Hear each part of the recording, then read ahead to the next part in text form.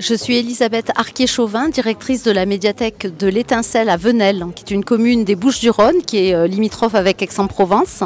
Et j'interviens aujourd'hui sur la thématique de la création d'un fonds développement durable. Donc à la fois créer et animer un fonds développement durable. Donc choisir le périmètre, choisir les thématiques que l'on veut mettre dedans, la manière dont on veut le présenter et comment on va le valoriser auprès des publics. Dans la médiathèque de l'Étincelle, donc qui est un nouvel équipement qui vient d'ouvrir et qui est vraiment une bibliothèque qu'on a voulu orienter autour du développement durable.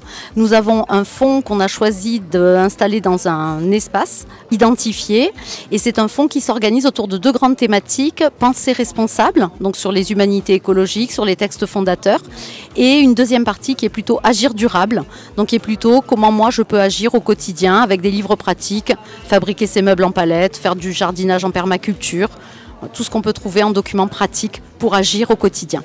Je suis Mélanie Mazan, je suis coordinatrice de l'association pour l'écologie du livre et donc aujourd'hui on est ici pour présenter l'association qui est une association interprofessionnelle des métiers du livre et de la lecture et on s'intéresse aux questions d'écologie dans le monde du livre. Les questions d'éco-responsabilité, d'interdépendance et de problématiques socio-économiques et les questions de bibliodiversité. On est venu ici aussi pour présenter des éditeurs et des éditrices qui ont des pratiques écologiques exemplaires ou en tout cas qui essayent. Donc je peux vous présenter un ouvrage de La Cabane Bleue. La Cabane Bleue c'est une maison d'édition nantaise qui fait de la jeunesse principalement. C'est un petit peu le must du must de l'édition jeunesse en termes de fond sur l'écologie et en termes de pratiques écologiques. Elles font tout à moins de 100 km. Elles ont développé un super réseau en Pays de la Loire pour la fabrication et la distribution de leurs livres et c'est vraiment super.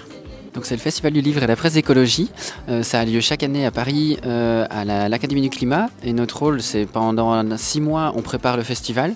Donc à viser vraiment de proposer de l'écologie à un tout public avec un festival, avec des intervenants, de plein de choses, des conférences, une grande librairie. Et les 6 autres mois de l'année, on va plutôt être à destination de la jeunesse avec le prix du livre écolo qui est vraiment pour les primaires et on va demander aux enfants, parmi une sélection, les livres qu'ils ont préférés pendant l'année. Ils vont lire, ils vont rencontrer les autoristes, ils vont faire des ateliers en classe, ils vont vraiment parler d'écologie.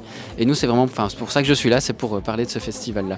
Je suis Florence Rodriguez, j'interviens donc avec mes collègues Isabelle Chartier et Marion Abellane sur le stand 6 où on questionne nos pratiques de consolidation et de réparation des documents à l'aune justement de matériaux un peu plus durables. Donc moi je suis chef du service maintenance des collections et retraitement à la Bibliothèque publique d'information.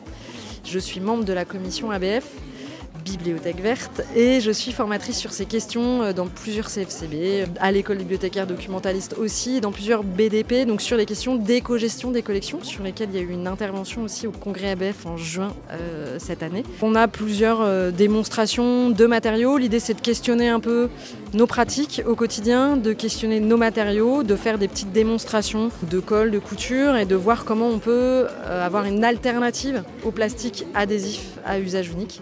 En sachant que voilà, c'est une réflexion qui agite déjà beaucoup la profession, mais sur laquelle on donne des éléments.